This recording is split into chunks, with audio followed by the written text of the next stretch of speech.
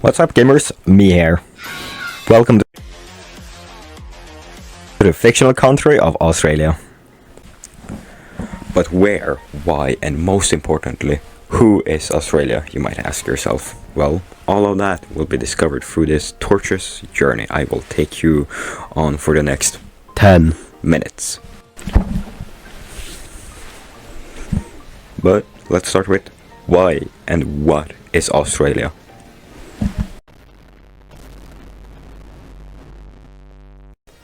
Okay, so Australia is a federal parliamentary constitutional monarchy, which may just sound like a bunch of mumbo jumbo, but trust me on this, I swear the words have meaning, I swear.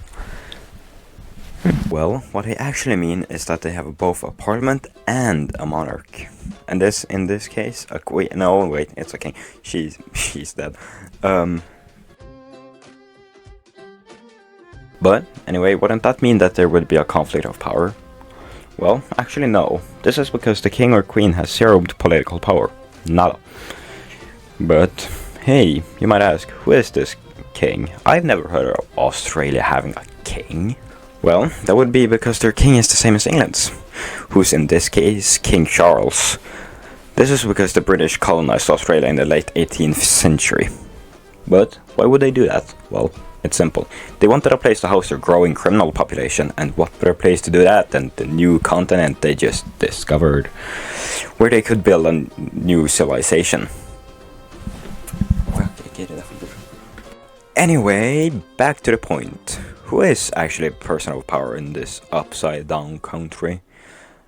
Well, that would be none other than this hunk of a man, whose name is Anthony Albanese, the current Prime Minister. Well, it seems like it's time to move on to the next point.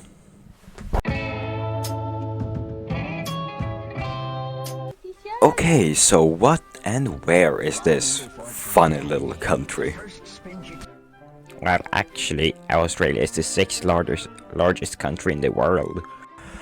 Okay, that's true, I suppose, as it has a landmass of like 7.7 million square kilometers, and it's the only country to hold the title of continent. But only like 3% of it's populated, and a third of it's a fucking desert. And since you want to get technical, its name is also technically not Australia. Its name is actually the Commonwealth of Australia. So who's the nerd now? Australia is situated between the Pacific and Indian Oceans in the southern hemisphere.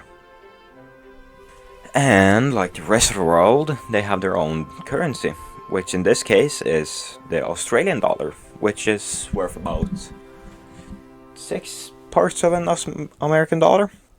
Let's move on once again. Okay, so Australian culture. Australians have culture? I mean, I guess they kind of have the philosophy of not being a dick to each other, but that does not really count, it feels like I'm missing something here, but I'm not sure what. I mean, I guess like the majority of them are Anglican Christians, but that doesn't really feel right. Of course, the indigenous Aboriginal people, how could I forget those? How could I forget that England colonized a place where people already live? Crazy, right? Okay, so the indigenous people of Australia live in the northwestern parts of the country, kind of, where they spend their time living as hunter-gatherers, kind of, and practicing their beliefs.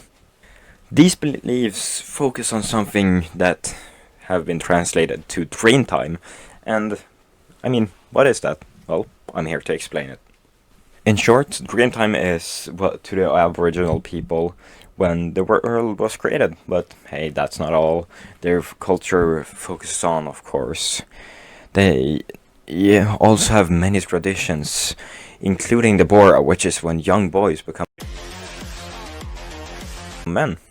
Well, they also naturally have their own food culture, with a lot of things you can't find in the rest of the world, such as emu, kangaroo, and witchetty grubs, which are like larvae high in protein actually.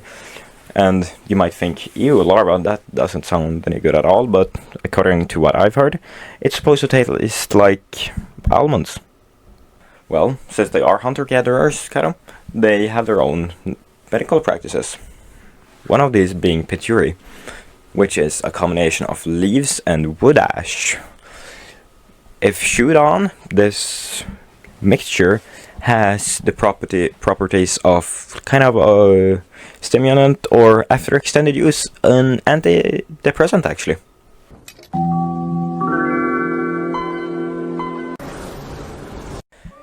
Okay, so school, I guess. As almost every other country on the planet, they have their own school system. Which, I mean, it seems to be functioning relatively well. And once again, as most countries on the planet, they have their basic education paid for by the government and the people's taxes. And naturally they have breaks, as it has positive effects on students. But unfortunately they only have 6 to 7 weeks of summer break, depending on the area they live in. But hey, let's move on to something a bit more fun. Money! Well, Australia doesn't have the biggest amount of exports, as it's for the most part food products and rare earth elements. They do have the 12th biggest economy in the world at a staggering 1.553 billion American dollars. A country can't be perfect, can it? Well, this one certainly is not. They have quite the problem with gambling, as there are more gambling machines than people in the whole country. But this is not all. Since casino owners are so money hungry, they do anything to gain more of that sweet, sweet money. This includes them turning a blind eye to people laundering money. Australia has of course been affected by global warming in the usual ways, such as higher sea levels and changing weather patterns. But one of the ways your country have been affected especially is that their coral reefs are dying. Ah yes, the beautiful wildlife of Australia that wants to end your fucking life, but I mean, how bad can it really be? Okay, I get it. There's a whole last period of time called the spider season, which is just when all the spiders in the country decide to take it over and have their webs everywhere, and I mean everywhere. Oh, fine, okay, I get it. I get it. Wait. Before we move on, let's mention the kangaroo, as it's seen as one of the main animals of Australia, alongside with, of course, the spider.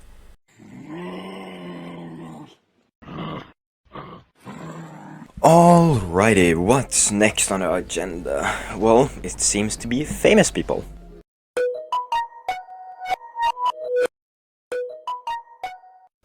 Okay, so let's start with Steve Irwin, also known as the man known for his books and not his work with wildlife or in TV. Well, Steve's interest in animals began in his early life, where he would often stop and help hurt lizards off of the road, and he miraculously caught his first venomous snake at the ripe old age of 6. Steve spent his life dedicated to animals and family, as he wrote several books about them, such as Crocs and Gators and the Incredible Life and Adventures of Steve and Terry Irwin.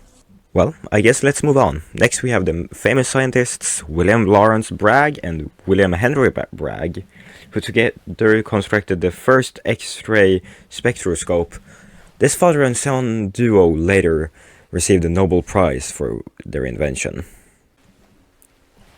Well, there aren't really that many famous people from Australia, plus that I'm running out of time a little, so let's do a lightning round to get the rest of the information out there. First, they named 2 pools after a past prime minister after his death by drowning. Second, they were at war with a fucking species of birds. Third, they talk funny, they're basically spicy British people. And fourth, a past prime minister allegedly shat himself in a McDonald's.